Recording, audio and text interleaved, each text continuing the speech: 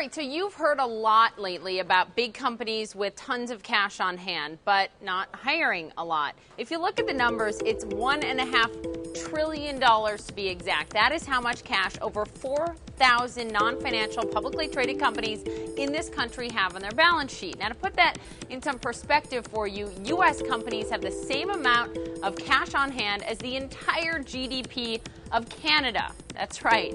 But even with all that cash, big companies are not doing a lot of hiring. Since the beginning of 2010, companies with less than 500 employees have added more than 2 million jobs in the private sector. Now, during the same period of time, big companies with over 500 employees have actually cut some 22,000 jobs.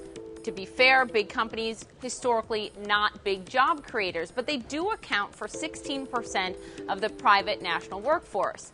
Now, here's a list of companies with the most cash on hand in the United States. All of them have over $10 billion in cash that makes up more than 20% of their total assets. As you can see, they span a number of different industries. Now, some of these companies have been hiring. Google, for example, has hired almost 7,000 workers in the last year, but a lot of these big companies are cutting jobs. A prime example, Cisco. They announced 6,500 job cuts recently. Just these companies alone, take a look at them, they hold $310 billion in cash.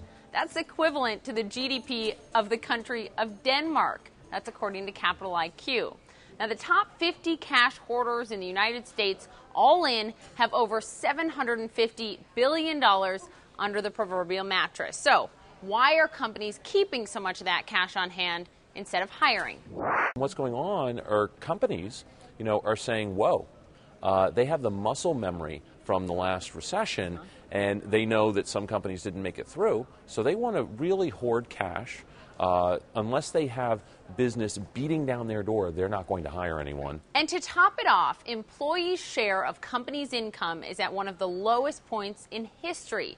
This is in large part because companies are investing a lot in technology and they need fewer workers. But with unemployment still over 9% and corporate profits back at record highs, when are they going to start putting that cash to work?